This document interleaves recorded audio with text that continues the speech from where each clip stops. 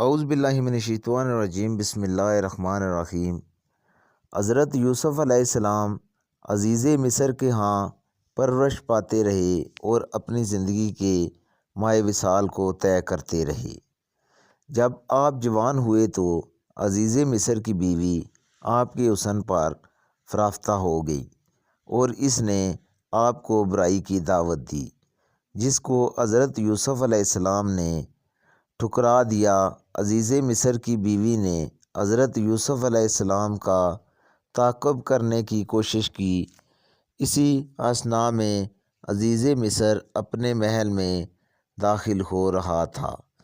جب اس نے سارے منظر کو دیکھا تو اس کو بڑی تشویش ہوئی، لیکن اس موقع پر اس کی بیوی نے اپنے رویے کو بدل کر حضرت یوسف علیہ السلام پر الزام لگایا۔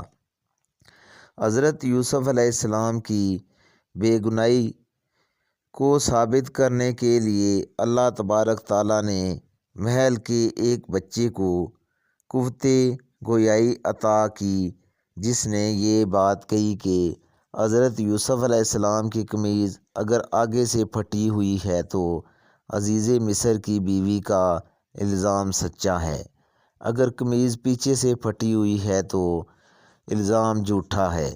جب حضرت یوسف علیہ السلام کی قمیض کو دیکھا گیا تو وہ پیچھے سے پھٹی ہوئی تھی، چنانچہ یہ بات ثابت ہو گئی کہ حضرت یوسف علیہ السلام پاک دامن ہیں۔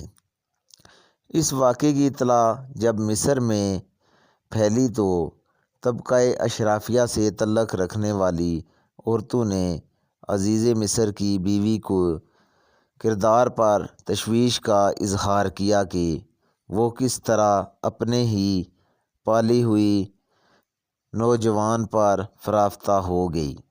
جب عزیز مصر کی بیوی نے ان کی باتوں کو سنا تو اس نے ان عورتوں کو اپنے گھر مدعو کیا اور ان کے لیے مسند کو تیار کیا اور ان ہاتھوں میں پھلوں اور چھری کو تھما دیا۔ ان عورتوں نے اپنے ہاتھوں کو کاٹ لیا۔ یوسف علیہ السلام اس سارے منظر کو دیکھ اللہ سے دعا کی کہ مجھے ان عورتوں کے مکر سے نجات دلا کر جیل خانے پہنچا دے۔ اللہ تعالیٰ نے آپ کی دعا کو قبول فرما کر آپ سے ان کے مکر کو رفع کر دیا۔ آج کا واقعہ اتنا ہی، اجازت دیجیے، اللہ حافظ۔